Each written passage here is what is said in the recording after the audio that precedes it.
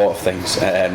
For me, a good risk manager, especially at project level or even at enterprise, is somebody who understands the impact on the wider business. Yeah. Now, you can't be an expert in everything, so you definitely lean on the subject matter experts, whether it be from marketing, from HR, or whether it be on the projects, and it's from your cost manager, your project controls manager, project director, etc.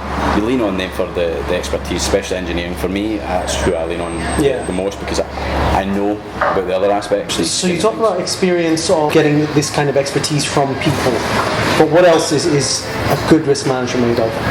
I'd say also passionate about the outcome.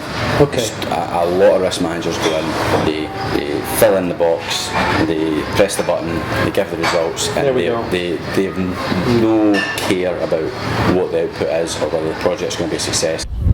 One of the things that a good risk manager should have is a good grounding in the business itself. They should understand how the business works. Now, when you say the business, do you mean the industry or this specific company? I would say,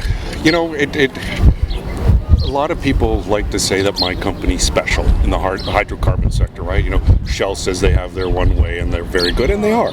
Same thing with Total, BP. But they all have the same sort of governance frameworks in place.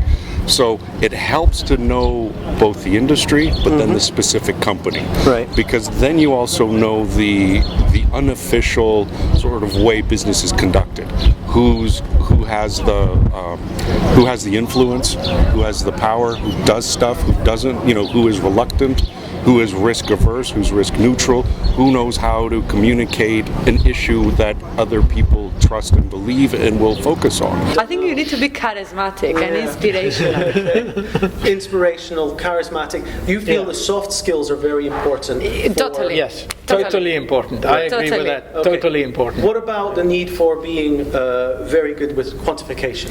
You need, look, I don't know, we return back to the question, do you born as a leader or you become a leader, or do you born with soft skills? Or you can learn the quantitative stuff, and even if you don't learn, you gotta find a good person.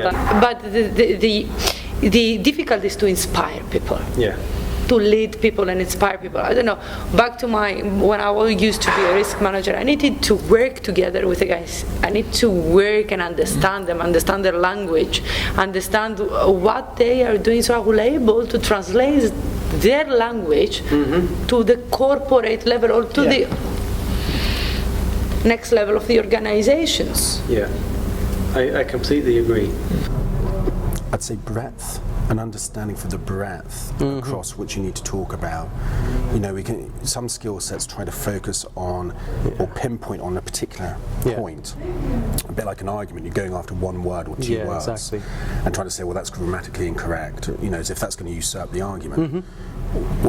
What I strongly believe in is that you need to step back and find what is the right question. And that's communication as well. So this is sort of soft skill, essentially. Yes.